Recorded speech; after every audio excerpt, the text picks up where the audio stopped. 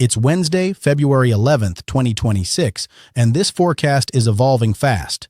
The Valentine's Day storm system is becoming more impressive with every new model run, and the Weather Prediction Center just escalated their outlook, introducing a slight risk for excessive rainfall centered on Valentine's Day across the southern plains into the Mississippi Valley. That's a significant upgrade from yesterday. Meanwhile, the battle between the European and GFS models over what happens when this system reaches the East Coast is still raging. One shows a potential major northeast snowstorm. The other sends everything out to sea. But here's what's no longer in question. The southern half of this system is going to be a big deal. We're talking 1 to 4 inches of rain from Texas through the Gulf states, severe weather from East Texas into Louisiana and Alabama, and conditions that feel more like April than February. And behind all of that, a third, even stronger system is already building across the Aleutian Islands that's going to bury the western mountains under potentially historic snowfall. Let me walk you through all of it. By the way, if you'd like specific weather forecasts for your region or city, please leave them in the comments. I'll answer them individually as time allows. Also, if you like the video and subscribe to my channel, you'd be very grateful. Now let's move on. The big picture. La Niña is losing its grip. Warmer anomalies are building fast across the equatorial Pacific, and we could be completely out of La Niña territory by spring. That weakening is waking up the subtropical jet, meaning more moisture and more systems tracking across the southern tier. The drought strangling the south and west is about to take a serious hit. Meanwhile, the polar jet stays active, clippers keep rolling, and Arctic air over Alaska is waiting to funnel south. 3 storm complexes over the next 10 days, each stronger than the last. Storm 1, today through Thursday. A Pacific system is moving into California right now.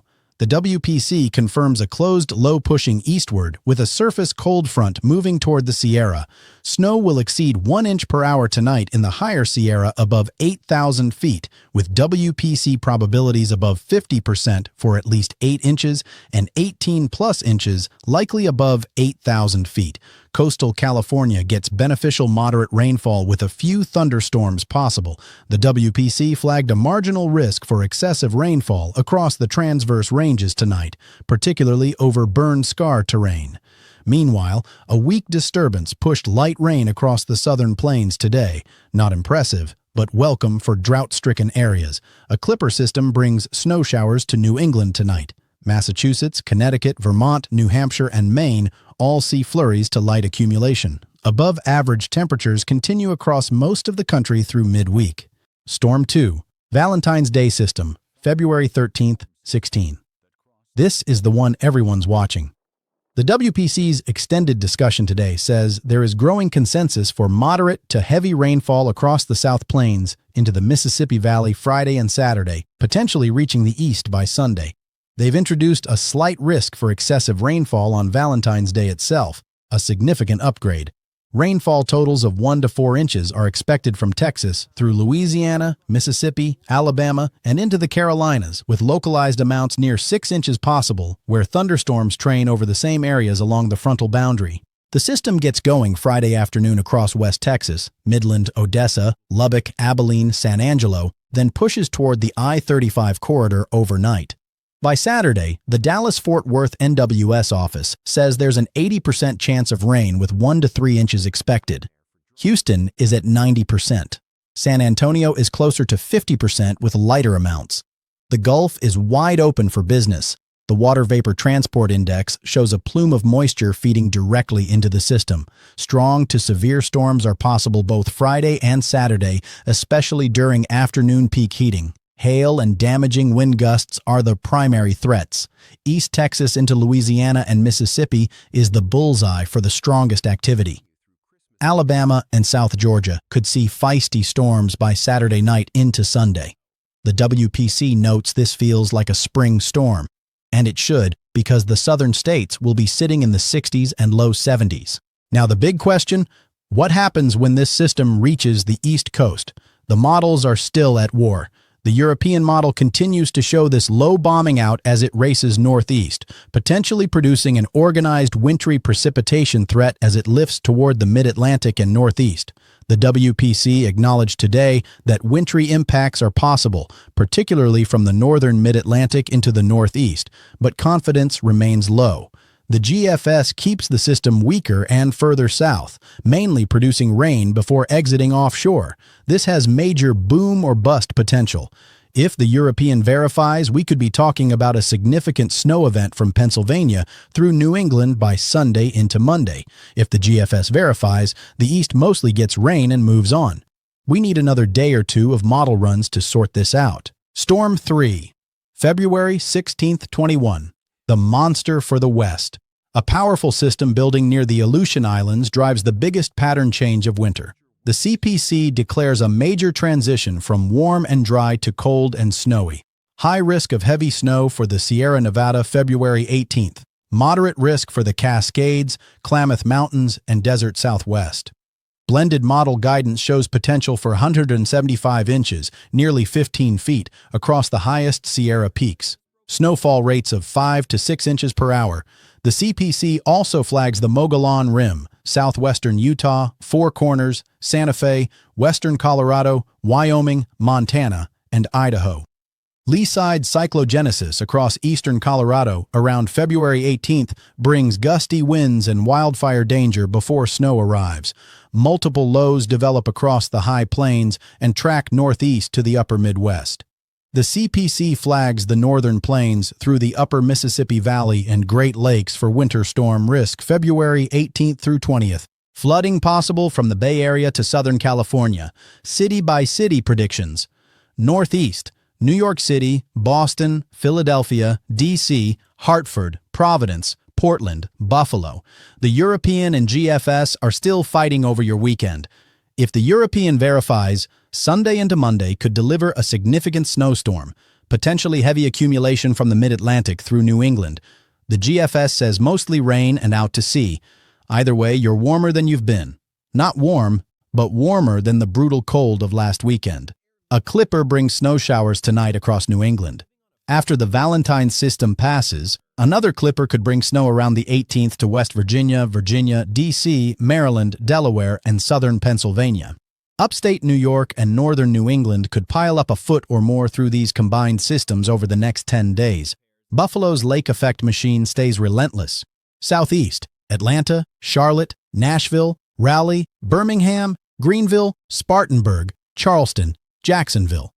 The Valentine system brings widespread rain, heavy at times, across this entire region Saturday into Sunday.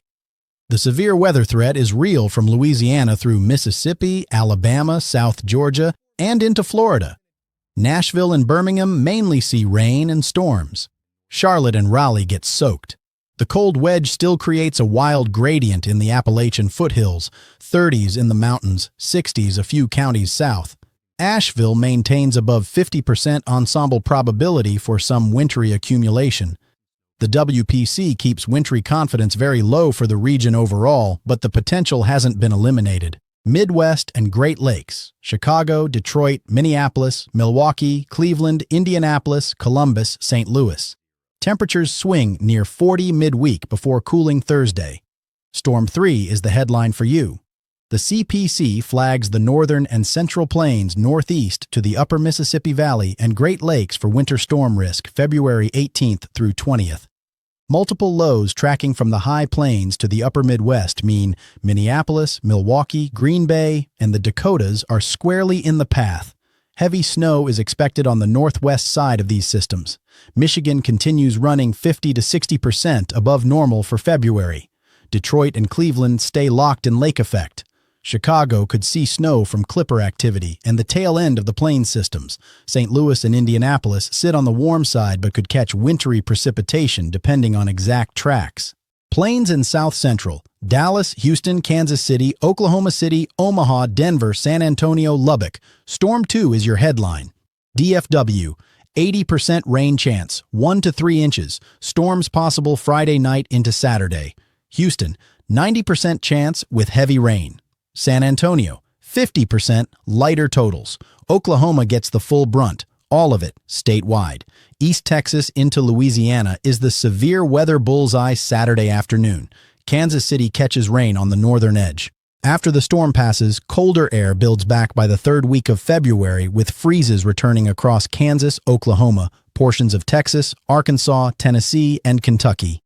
Denver gets meaningful snow as Storm 3 drives lee-side cyclogenesis across eastern Colorado around the 18th, with gusty winds and wildfire danger preceding the accumulation. West Coast and Mountain West. Los Angeles, San Francisco, Seattle, Portland, Sacramento, Phoenix, Salt Lake City, Boise, Flagstaff, Albuquerque. Storm 1 hits tonight with Sierra snow and coastal California rain. Storm 3 buries everything starting next weekend. The CPC is calling this the most significant pattern change of the winter. The Sierra gets hammered, potentially 10 to 15 feet at the highest peaks. The Cascades, Klamath Mountains, Four Corners, Flagstaff, Utah, Western Colorado, Wyoming, Montana, and Idaho all see heavy snow from the 16th through the 21st. Snowpack is below 50% of average across the Pacific Northwest, Great Basin, and California. This sequence starts to fix that. Salt Lake City, which has recorded just a tenth of an inch all season, finally digs out. Bay Area to Southern California face flooding potential as atmospheric river moisture slams the coast. Seattle and Portland turn colder and wetter. Arctic air funneling from Alaska drops temperatures across the entire western U.S. The back half of February keeps getting colder.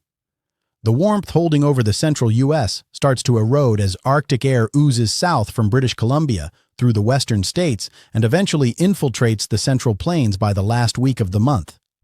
This winter isn't fading away. It's reloading. Thanks for watching.